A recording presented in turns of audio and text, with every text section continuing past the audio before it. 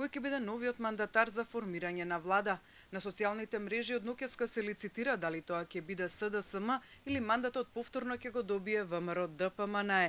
Најмногу коментари се упатуваат кон претседателот на државата кој треба да ја донесе таа одлука. Топ тема на ваша страна го побара вашиот став за тоа дали Иванов мандатот сега ќе му го даде на СДСМ или ќе експериментира со други правни игри. Многу експерименти направи, ама ни еден успешен. Белким стави прст на чело, гласи коментарот на Слободанка Дуева.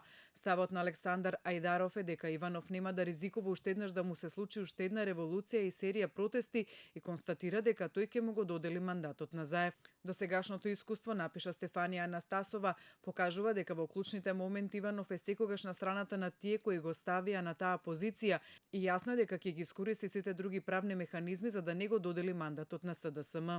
Има ставови за тоа дали откако Груевски не му успеа да формира влада, дали тоа ќе успее да го направи Зоран Заев. Дино Сума Мемеди по тоа прашање смета дека Заев сега тактизира. Тој ако е добар политичар треба да прифати некои услови само за да биде на чело и да го сработи ветеното, да ги затвори криминалците и убиците и се друго што треба, но тој ќе избега од оваа реалност, констатира Мемеди.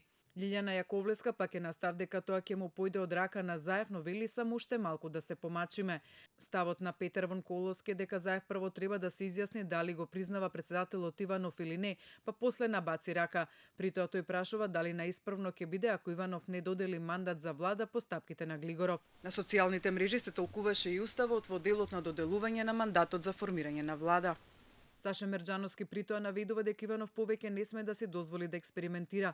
Ако внимателно го толкуваме уставот, член 90 во делот да го довери мандатот на партијата, односно партиите што имаат мнозинство во собранието, може да се заклучи дека следен потек би било потрага по партија која може да обезбеди 61 пратеник. Логично тоа би била втората партија во собранието според бројот на пратеници СДСМ. На социјалните мрежи за целата ситуација имаше и вакви коментари. Подобро без влада отколку влада што те дере до коска, напиша Мартин Матас. А на ист став е и Маријан Петров, зашто да живеат на грбот на народот, да крадат милиони, а народот да нема ни за леп.